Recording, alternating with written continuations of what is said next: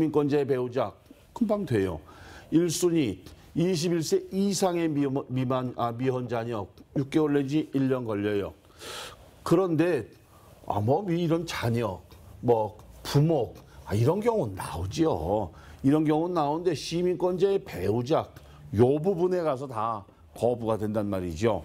그러니까 시민권자의 배우자로 정식으로 젊은이들이 결혼해서 젊은이 아니라도 뭐 50대, 60대도 재혼해서 정식으로 혼인해서 정식으로 살고 이런 경우라면 되는데 그게 우리가 그렇다는 것을 입증을 해야지요. 그냥 우리 결혼했어요. 그냥 라스베가스 가서 가능한 라스베가스 가서 혼인하는 거 가능하면 하지 마세요. 그거 잘 안 믿어져요. 뭐 몇백 불 내면 하루에 혼인신고 다 하고 뭐 사진까지 찍어서 주례 선생 가운데 폼 재고 서서 사진 찍는 거 여러분 이거 안 믿어요. 이거 아무나 할 수 있는 거잖아요. 사진관 가면 다 하잖아요. 그중에 뭐 컴퓨터 그래픽 잘하는 애들은 앉아서도 해요. 안 믿거든요. 그러니까 저런 서류 낼 때에는요. 가운데 주례 선생 폼 재고 양쪽에 신랑 신부 있고 메리지 서티피케이트 탁 받고 이거 안 믿어요. 그러니까 결혼식 제대로 하고 가족들 다 같이 모여서 사진 찍은 거, 피로연 하는 거, 두 사람은 신혼여행 갔다 그러면서 요세미티 꼭대기 가서 사진 하나 찍고 샌프란시스코 전철 타면서 사진 하나 찍고 이거 아무나 가서 찍는 거거든요. 그런 거보다는요. 그 신혼여행 갔던 호텔에 예약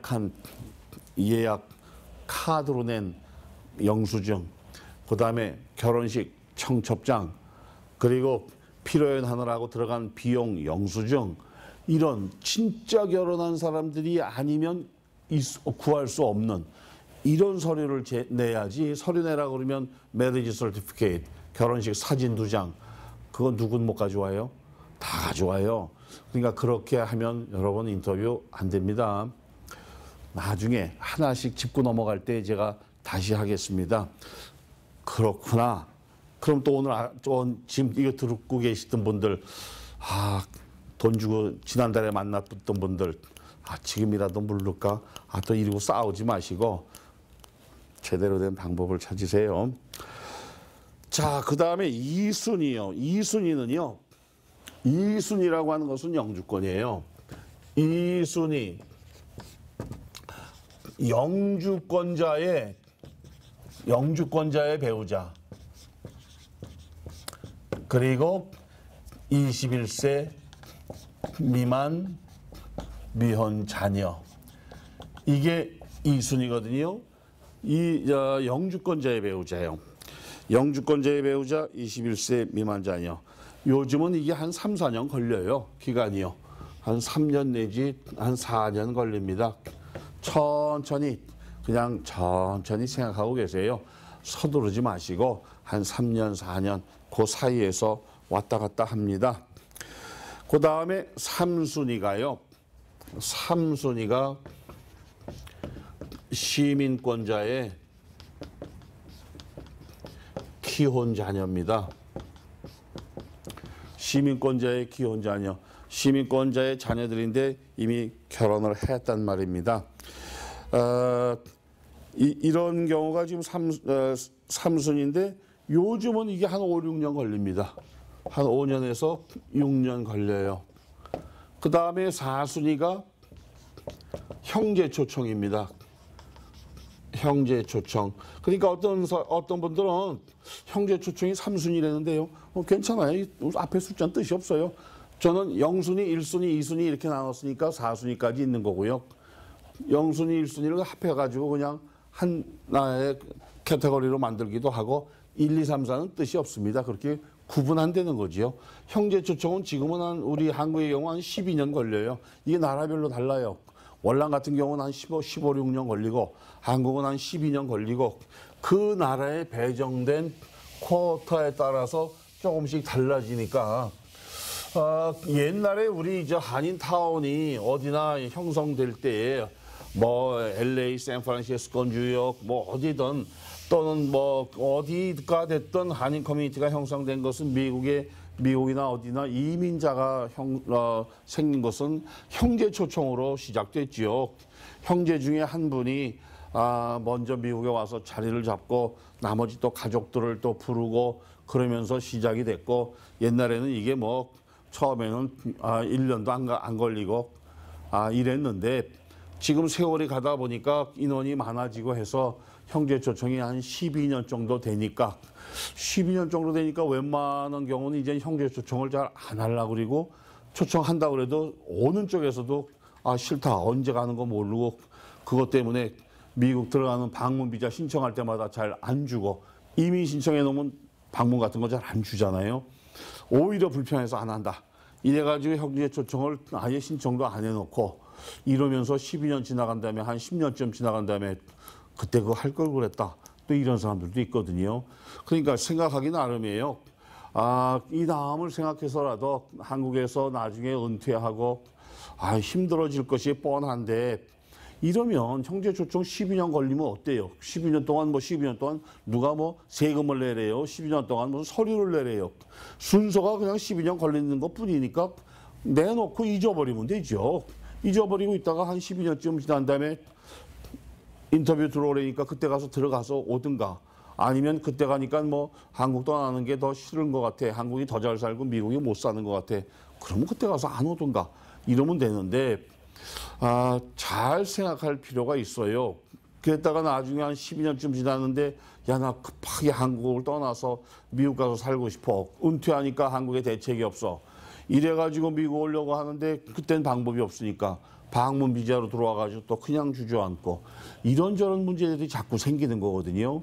그러니까 그러지 마시고 그냥 대책을 좀 미리 세운다 생각하셔서 형제들 중에서 가만히 생각해 보니까 저 형님은 너무나 착하신 분인데 저 누님은 우리 때문에 가진 고생 다 하신 분인데 나이 더 드시면 미국에 와서 사시면 좋을 것 같은데 그러면 해놓으세요. 해놨다가 그때 가서 들어오든가 아니면 그때 가서 마음 변하면 안 오든가 이러면 되는데 너무 이 생각들을 좀 못하고 무조건 빠른 것만 좋아가지고 우리 한국 사람들 빠른 성질 어디 가나요? 무조건 안 달래지. 그래가지고 빨리빨리 하느라고 그냥 한국에서 합의연하고 와가지고 여기 와서 또 엉뚱한 사람 만나서 혼인신고하고 그래서 돈을 몇만 불 주고 1순위를 만들었습니다. 나는 0순위다. 고향에 있는 누구야 곧 기다려라. 이제 다음 달에 인터뷰 들어간다. 에휴, 그런데 이 72%가 기각이란 말이죠. 그러니까 그렇게 하지 마시고 영주권 신청하는 방법은 많아요. 많으니까 제발 무리수 두지 마세요. 그리고 이제 여러분 내년도 상반기 중에 내년도라고 하지만 내일 모레니까 금년 아니에요. 2013년도 상반기 중에 이제 사면도 있을 거고요. 사면 있으면 그동안 불법 체류자 됐던 사람들 다 영주권 받는 거거든요. 그러니까 억지 춘향이 만들려고 하지 마세요. 억지 춘향이란 말 아시죠?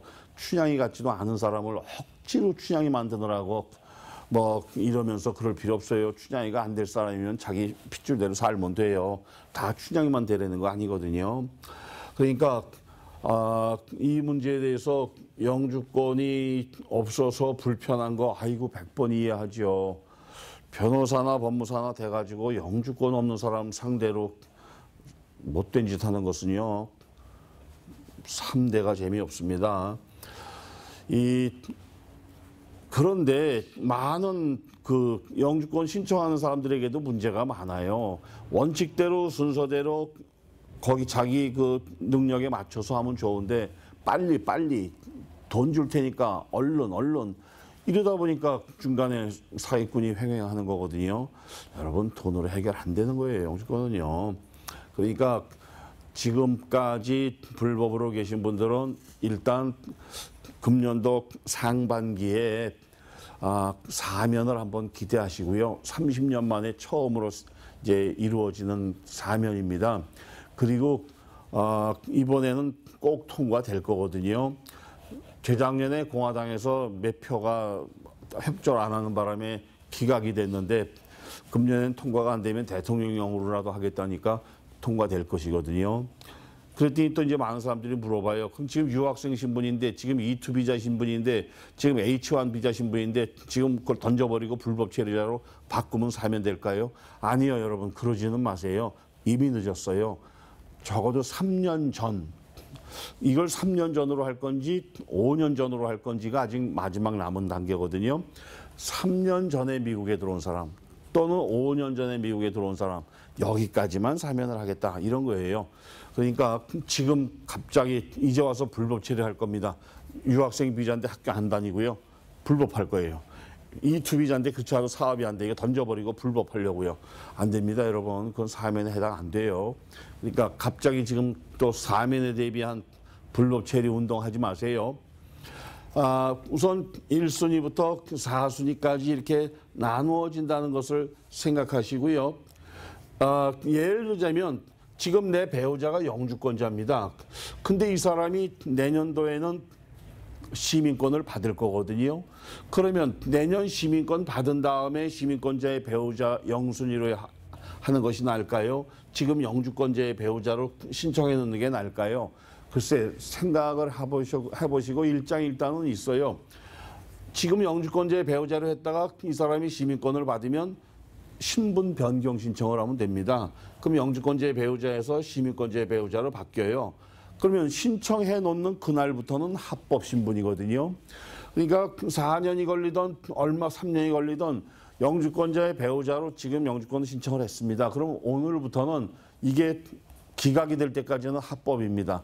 그러니까 합법적인 체류 신분을 유지하는 것이 필요하다면 오늘 신청하는 것이 좋고요. 예를 들어서 이왕 불법 체류했는데요. 또 사면 한다면 사면 대상으로 되겠죠. 그런다면 안 하는 게 낫겠죠. 결혼을 안 하려는 게 아니고 신청 자체를 어차피 받을 거니까 미루는 게 낫겠죠. 이렇게 생각을 조금씩 해보시면 돼요.